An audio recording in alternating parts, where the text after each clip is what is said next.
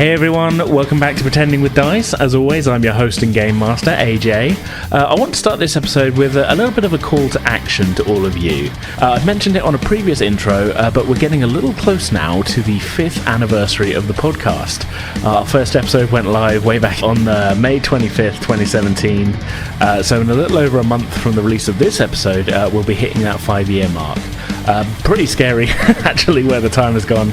But you know what they say about time flying when you're having fun and whatnot. But yeah, I think what we're going to be doing is a very special Q&A episode to mark the 5 years. So long-time listeners will know that means that we want your questions. They can be about anything to do with the podcast, or I guess even not, based on some of the questions we've had for other Q&As that we've done. But yeah, send them in to us and we'll answer them. The best place probably for your questions to be submitted is on our Discord server. We have a special Q&A submissions channel on there. But if you're not a Discord user, no worries. You can send them to us in pretty much any other form. I'm talking Facebook message, Twitter DMs or tweets, Instagram messages, Ko-Fi messages, or even email to pretendingwithdice@outlook.com. So yeah, you've got a couple of weeks yet to send in your submissions, but better to get them in sooner rather than later to make sure that we get them before the recording happens. I'm super looking forward to seeing what you all come up with. Okay, well that's actually about it for this intro, so without any further ado, let's get into today's episode, Fire of the Gods, Part 6. Enjoy.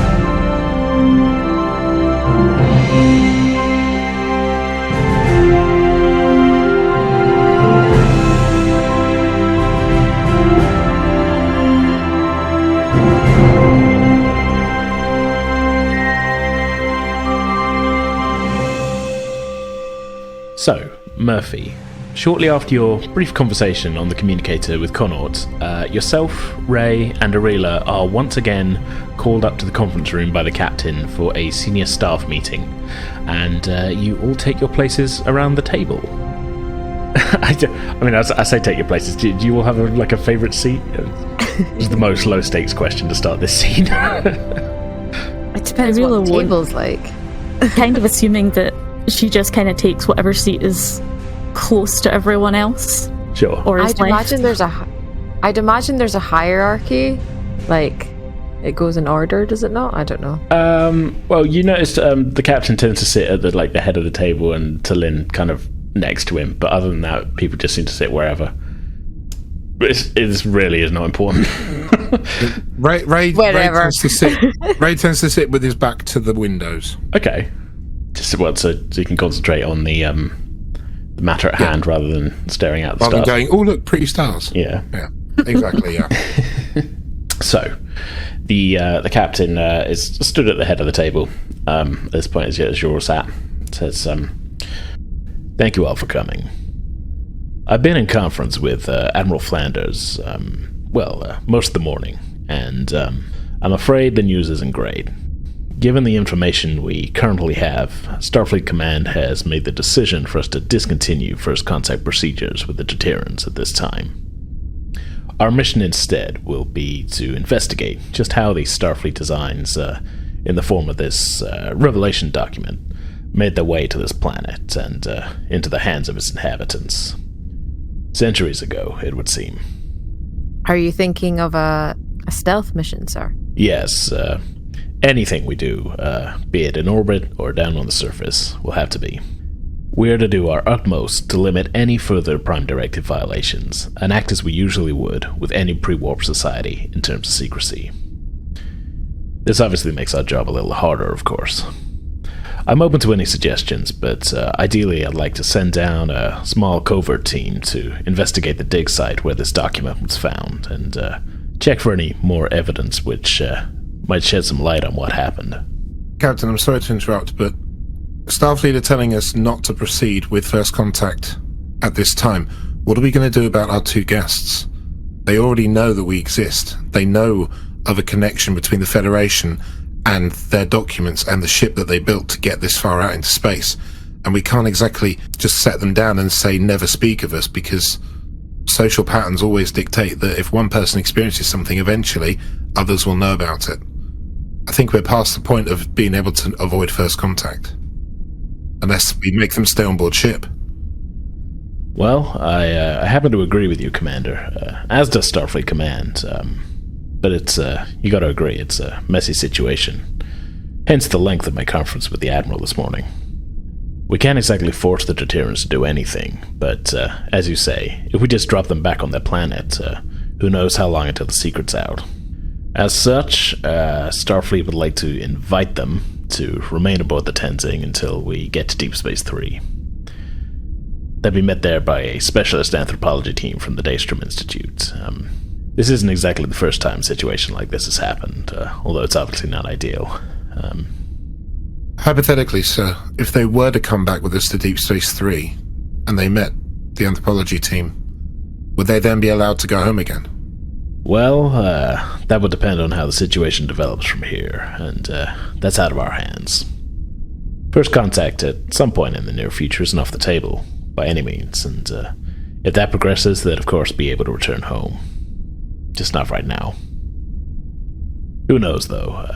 Perhaps this whole incident will move things along a little bit.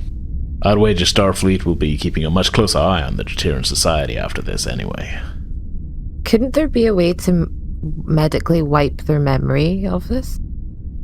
Is that not an option instead of having to remove them completely from their home? There are also ethical considerations with that, and it is rare for anything along those lines to not cause serious side effects. Not to mention, would they willingly want to forget what they've seen? So far, everything that we've shown them, everything they've experienced since coming on board has opened their eyes. Who are we to take that away from them just to keep our own existence a complete secret? Of course. They are, after all, the first of their kind to make the journey they did. As I said, though, things may progress with contact sooner rather than later, and then they'll have quite the story to tell when they get back to their people. Do you think Starfleet would be willing to reconsider first contact if we brought back any extra information that would make them potentially change their mind if they saw that there was more to their society and their technological and sociological advancement that would warrant first contact sooner rather than later? That's a possibility, of course, but let's not lose sight of what we need to do now. If we come across any information that'll help convince Starfleet Command to resume the first contact process, it will of course make things easier for our 2 guests, but our focus needs to be on how they came by those plans. Right, sir. You yourself dated the document to way before the founding of the Federation, Commander. This is a mystery we can't afford to ignore for now. Sir, if I may, if Starfleet wants us to investigate where this information came from and the area around it, it will be a much more advantage to us to have one or both of them with us on the mission. That's a good thought. A little bit of local knowledge would go a long way. How are we looking in terms of their space-based capability?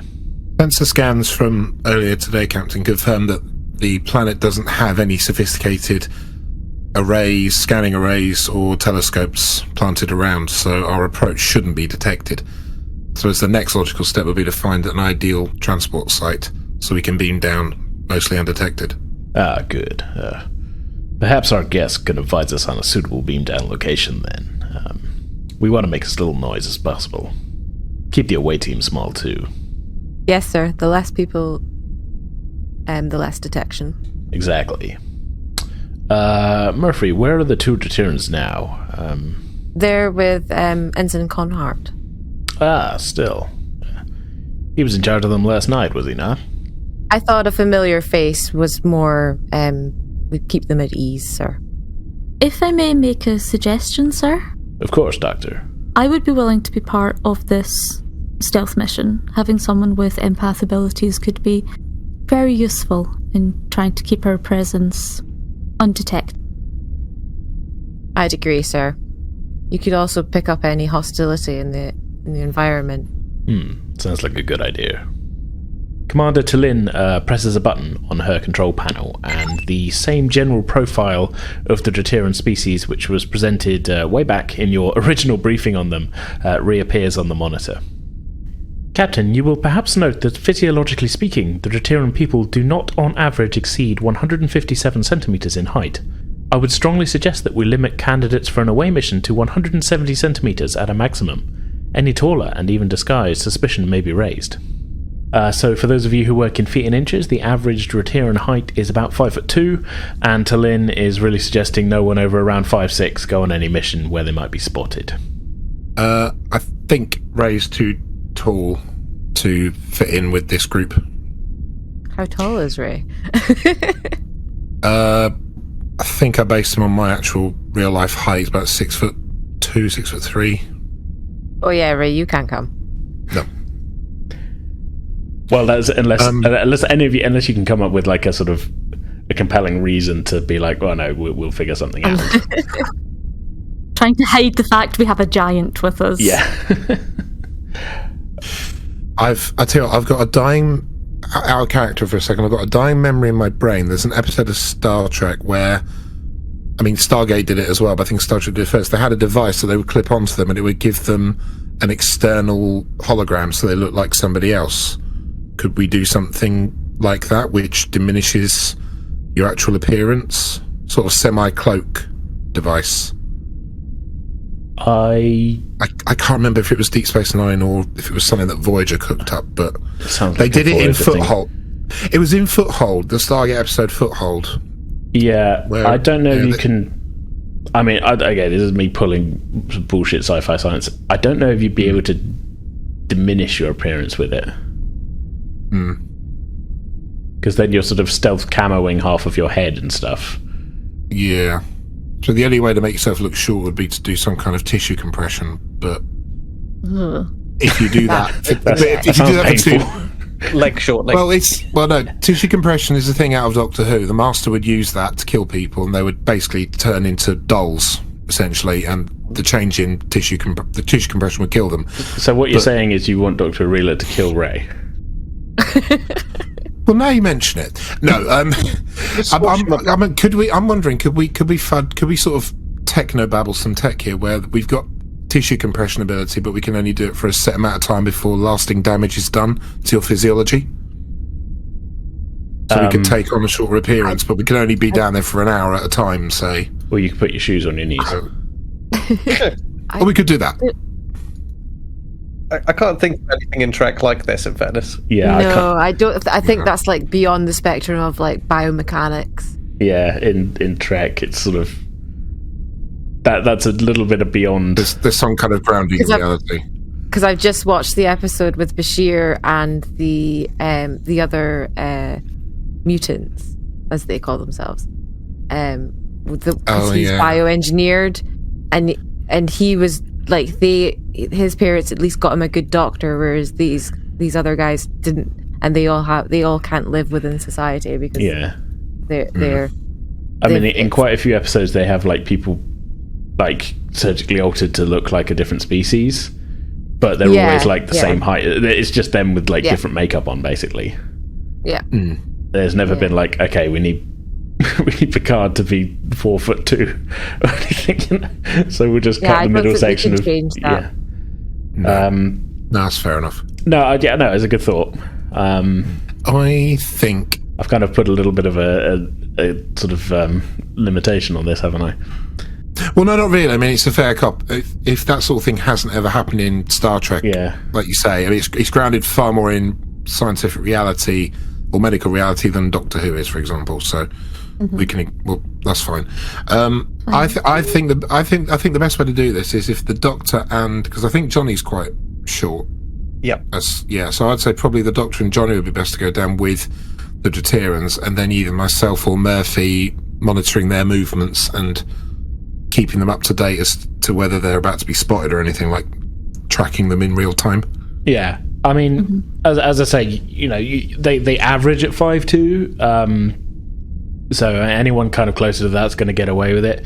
Pushing it, you don't really want to go a lot past, you know, kind of 5'6" sort of thing. As I say, how tall is Murph? Yeah, Murphy's 5'5". 5'5". Is that in flats or in heels? In flats. Everyone's running around in socks down there, just to just to try and get anything we can.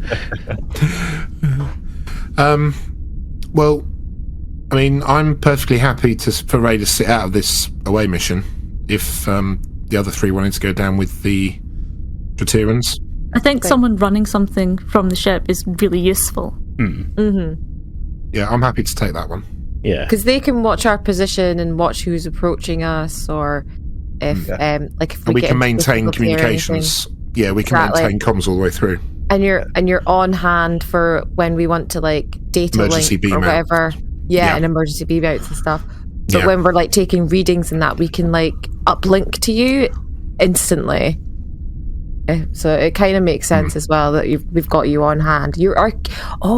That's who you are. You're what's his face from Charlie's? You're Charlie from Charlie's Angels on the other end of the phone. Bosley? Well, that wasn't the Bosley. Yeah, Bosley. Yeah, I was going to say that wasn't the comparison. I don't think I had that in mind. You can't get away from it. No, if you'd said Jarvis, to the Avengers, then fair enough. He's the guy in the chair. Yeah, but no, it's Bosley. The upstairs guy. After a fashion. Yeah. Okay. If we're taking height into consideration, Captain, I'm out of this one immediately. But I'd be more than happy to monitor their situation and their positions from the ship and be on hand if they need anything in an emergency, such as a beam out. It would be useful, actually.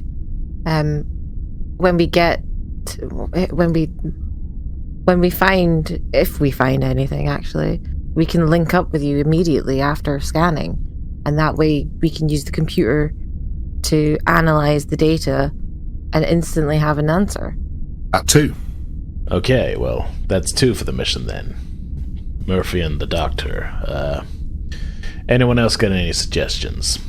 I think Ensign Cornell would be handy to take along as well. He would, actually. He would. That familiar face for the Dratirans, is that what you're thinking? Exactly, sir. That makes 3, and with the Dratirans, that makes 5. 5 seems like probably the highest number to try and stay undetected. Unless we only take one Dratiran. But that's up to you, Captain. Do you want to keep one to remain or both of them? Well, it's not them I'm worried about. They'll blend in much better than any of us, no matter what we do. If you think they can help, take both of them along. We already know they work well together from the warp flight. Then we'll take both, sir. We could use all the help we can get. And then some. All right then, let's get to it. We'll move the Tenzing into a high orbit and prepare to beam down your team. Confer with the Dratirans about the plan and see what input they have. We'll need to know where you're going. Oh, and see about a disguise too. I have a feeling these uniforms will stand out down there. We'll take the Dratirans' advice on fashion, sir. Wise idea. Meanwhile, I'll head down to Transporter Room 2 and relieve the lieutenant working there at the moment. You're sending them down personally. Yeah. Hey, I'm the man in the van, Captain. Out of character, I thought you'd be at the science station, but that's just me. But well, hey, I can do a bit of both. Transfer all ships functions to me. I'll be in Transporter Room 2. Yeah. Hey, if Jordan can transfer engineering controls to the British Enterprise D, then I'm doing the same fucking thing. Damn it! Gonna run it off an Xbox 360 controller. It'll be fine. Yeah.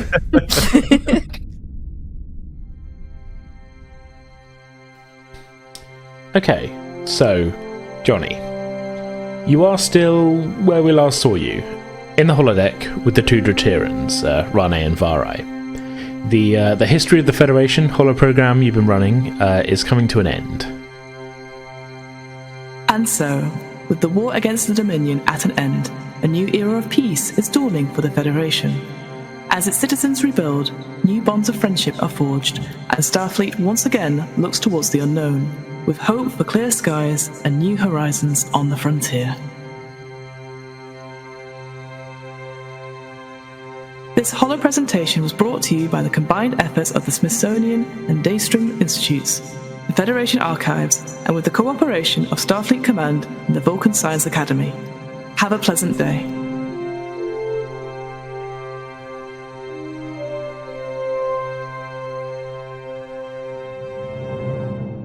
So with that, the holodeck fades up into being, kind of like a bit of a white space, empty white space, briefly, as the program comes to a conclusion, and then ends, reverting to the blank grid pattern of the underlying walls.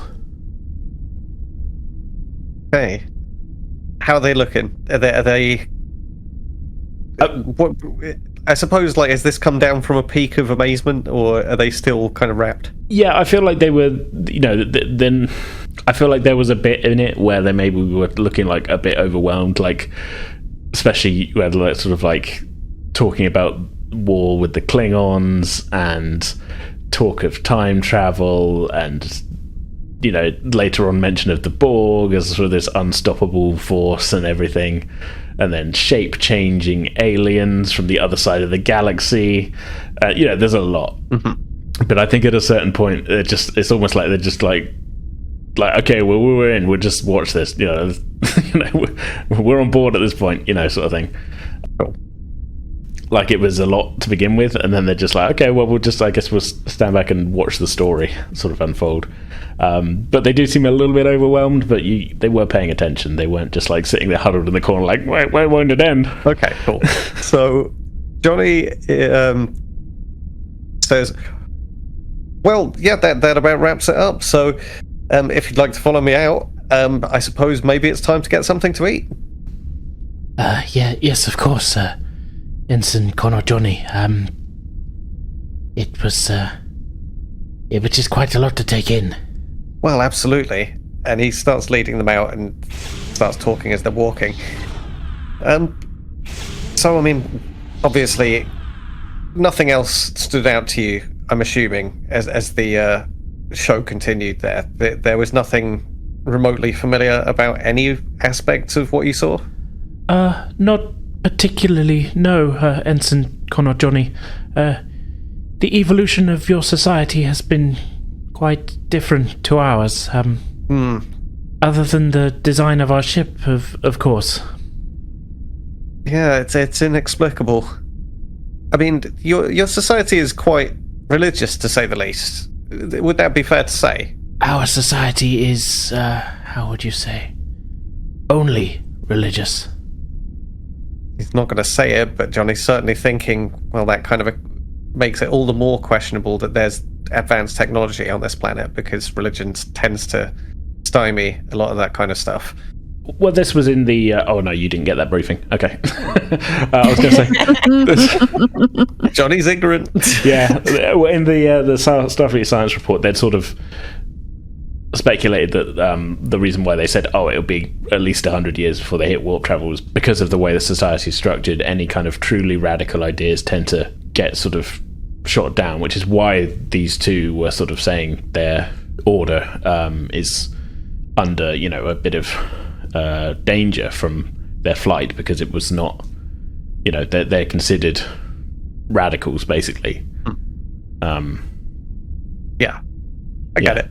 Let's just continue. Let's head on to 10 forward. Johnny's kind of perplexed and can't think because his insight is pretty low, sure. And as is mine in this moment, clearly.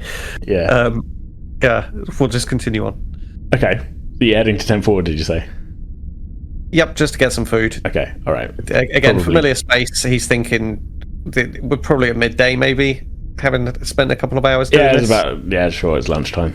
I'd say it's about, if we wanted to synchronize all this up then, so the staff meeting upstairs has ended, and if Murphy, you and Irina were looking to meet up with Johnny, that you could very quickly find out where he was. And I don't want to. That sounds very railroady, but yeah.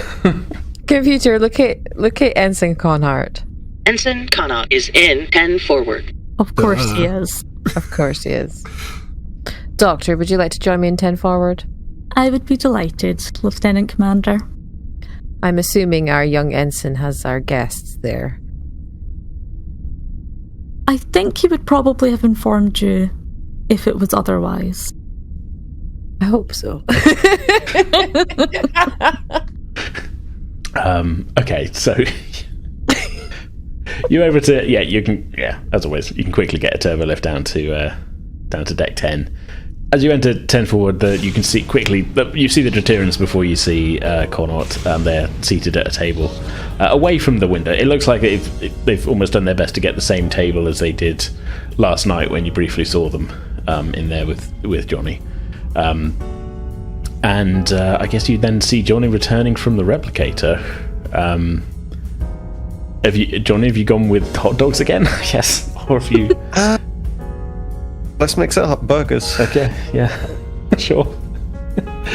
You've replicated them some burgers that are safe for them to eat, not safe for you to eat. You've got to remember. Mm-hmm. And they again look a little bit curiously at them as you put them down on the table. These are burgers. The middle part of this, once upon a time, would have been made out of animal meat. We don't do that anymore.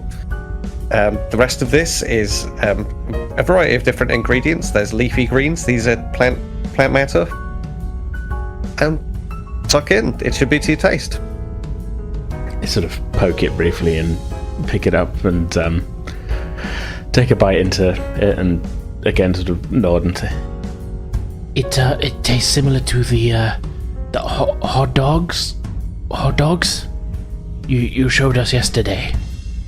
You guess that the computer has basically just reconstituted the same basic proteins and things into a different shape for them. This is just the novelty of cultural exchange. Here's a bunch of anachronistic rubbish, basically. At this point, Arila and Murphy approach, I guess. I have news from the captain. Sir? We'll take a seat. We'll take a seat first. It'd be better to explain it that way. Johnny nods to the doctor. Sorry. Can I just ask, how many people are around us right now? Like, if it's really busy, this might not be the best place for the conversation. It's not really, really busy, but I mean, it's kind of... It's never empty in here. There are probably, throughout the whole area, there's a couple of people sort of serving, but then there's probably about 20, 25 people spread throughout the room. Maybe we could find a quiet corner. Or we could just go to the office, whoever's office is closer. I mean, I think we can let them eat their lunch first. Yeah. Yeah. Eat, please. What we have can wait. So food is eaten, and it's up to you where you want to go for this. I mean, there's plenty of little offices or whatever on basically on most levels, but if you want to go to a specific... we'll just find an empty one then. Yeah.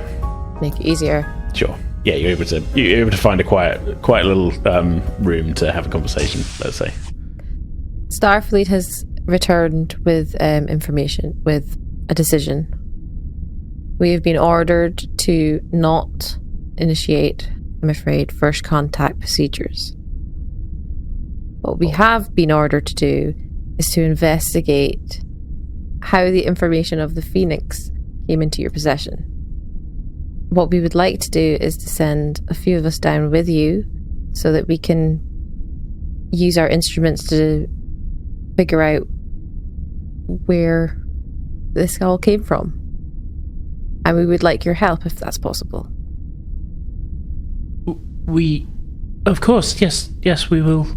We will help you, but the information came from the scroll. It came from the Laldron. We were hoping that we could look at where the scroll was found. But we also are aware that this is potentially a difficult situation for you and your compatriot. The revelation was found in the ruins of Old Theldon, below where our temple, and where our settlement now is. We can show you to the temple, of course. Getting into the inner sanctum, though, may be trickier.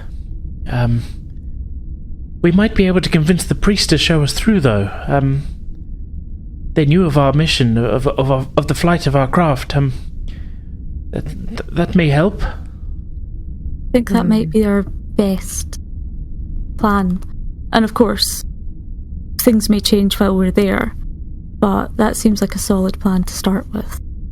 However, we would need to conceal our identities from the rest of your settlement, at least until we've been able to access the information. We do not want to risk doing anything that could put you or your people at risk. Pilgrims often wear travelling robes which cover their heads and sometimes the face as well. Would that suit the needs? Would that suffice? We can ask the computer to look through some examples of clothing, and you can help us pick out what would be suitable. Connor, you'll be on this mission. Sir. 2 away missions in a row. Certainly stood a little bit kind of, I don't know, straighter at the thought of that. You even had a briefing this time. Yeah, I know what's going on. You've done well with You've done well with the Dratians. They know you. You're a familiar face. It'll be helpful. Johnny looks over at them. What's their reaction to hearing that? Well, they don't seem... They don't like frown and go, oh no, he's been awful or anything. No. That's all right then. Johnny's just... They nod. They're like, yeah, cool. Good. Super casual. It's not soured anything yet. He's making good relations with the people they've met clearly, so far. the burgers and hot dogs route is working for you. Barbecue time. It's the next step. Full barbecue. Mexican. Okay. I think we can safely say then, so without having to go through the whole thing, they're able to, with your help, find a suitable sort of robe aesthetic, and the computer's able to replicate a set for each of you. The Dratirans ask for a set for themselves as well. After you sort of impressed on them the need for a little bit of secrecy. So the party of 5 outfitted in robes, you are able to. Let's just say you head to transporter room 2. Then I guess that's where Ray was going to be running the show from. You would be correct. Okay, so yeah, you enter the transporter room, and Ray, you were at the control panel. Computer, transfer science station controls to transporter room 2. Affirmative. One of the panels on the wall lights up with sensor displays and all the stuff that you're used to on the bridge. Yep. But given this is basically a Galaxy-class starship on the flip, I'm guessing the transporter rooms look more or less the same as they did in the Enterprise D? Yeah, the saucer section is basically identical. Okay, so I've got the main controls for the transporter in front of me looking at the pad, and I've got the wall panel behind me is where the science controls are. Mm-hmm. Okay, that's good. I'm going to retcon out that awful green wallpaper pattern. Oh, thank you. Thank God for that. That really did clash. Yeah, it's not a good looking set. No. Okay, so the controls are transferred. I tap in a few combinations, and I start getting readings from the central focus of where we've been scanning on the planet. Yeah, you're able to bring up a a live view of the sort of main continent very easily on the screen. The Tenzing is currently in geostationary orbit over the continent. So right, just looking at potential transport sites now. Was anything decided about where we're going to be putting you down? Any suggestions? It's your home world. Where would be best to visit? Where did you get the documents from again? From the ruins of Old Thelden, beneath our current settlement. Can you help Lieutenant Commander Ray with where that is on the map? He'll help you there. I gesture to the wall. okay. Or to the panel. One of them comes forward and very sort of takes it all in and points at a particular region near to some mountains. As they touch the display, it zooms in, and you can see basically an aerial view of a very a small town to the north, which is where the mountains were. There's still what looks to be a quite sort of ancient lava flow of rock. It's not molten, but the town seems to be partially built on top of this, and in the center of the town is a very large symmetrical looking building. Obviously it's an aerial view, but it looks like it's got some kind of dome on the top of it. I'm guessing, Vari, that you recognise the settlements from above. Yes, I know my geography. But where would be an ideal spot for us to beam the away team down without drawing too much tension? Well, we need to get to the temple. He presses again at a spot on the display and it zooms in again. There is an alleyway here, between the marketplace and this residential district. It should hopefully be quiet enough for us to go unnoticed. The market's currently closed. Perhaps. I do not know what the time is. We can hope so. Okay. We should have a good window to beam you all down. Thank you, Vari. Murphy is going to tap her comm badge and be like, Captain, the away mission is ready to go. Ready when you are, sir. Good. We're in position in orbit now. Have you been able to get the information you needed from our guests? Yes, sir. They've informed us that they may be able to get us as close to the monument as possible, but there might be a little bit difficulty with the inner guards.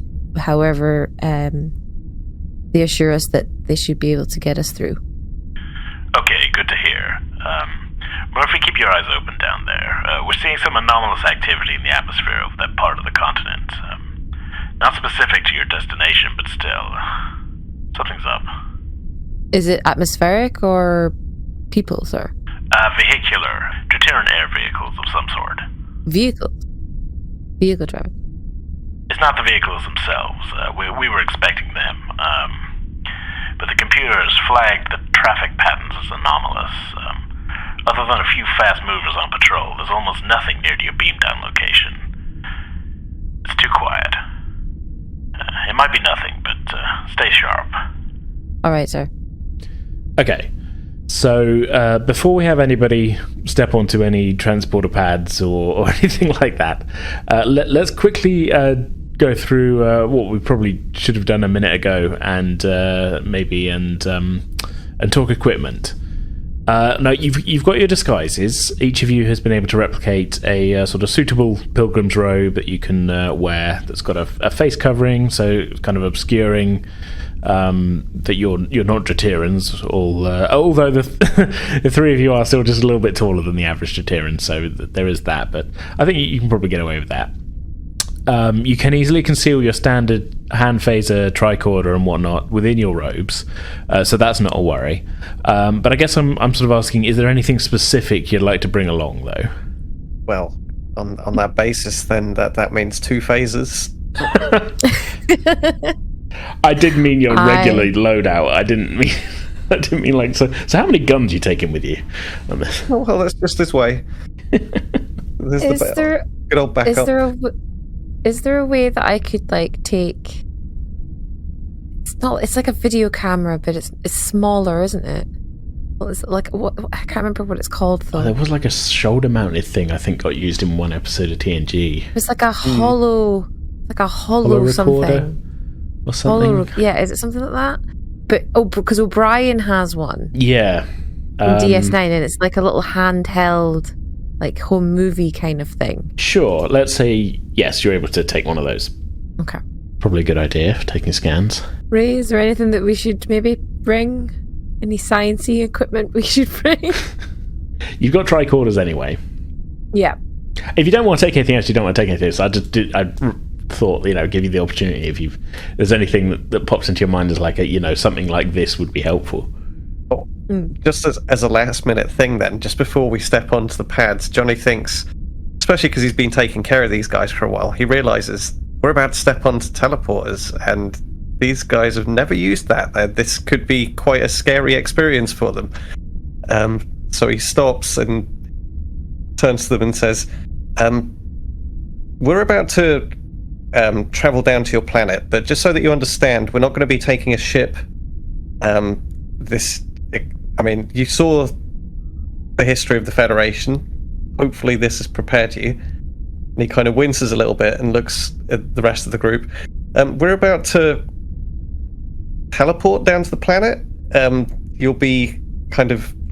I don't know how to describe it. And he looks around to the rest of the group. How are the Dratirans reacting to this?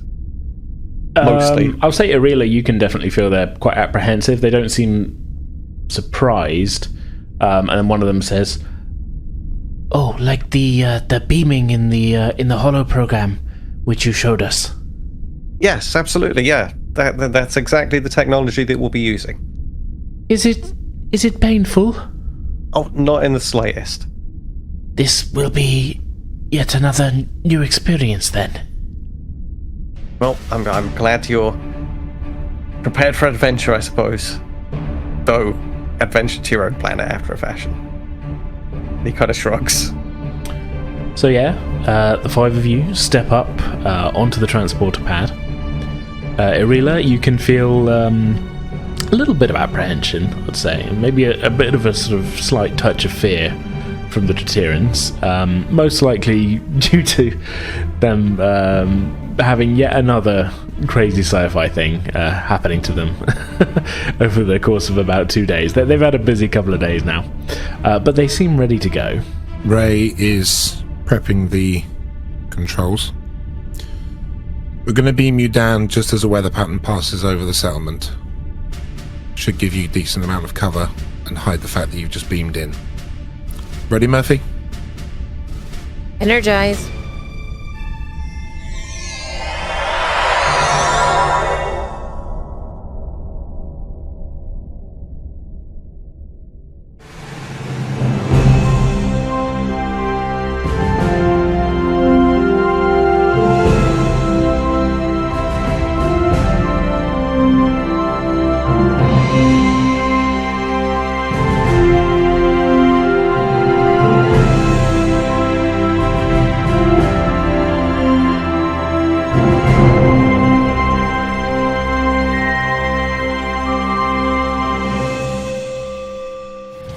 Okay, that's going to do it for this episode. We'll be back in 2 weeks' time on Thursday, May 5th, for the finale of this Fire of the Gods storyline, and we hope you'll join us for that.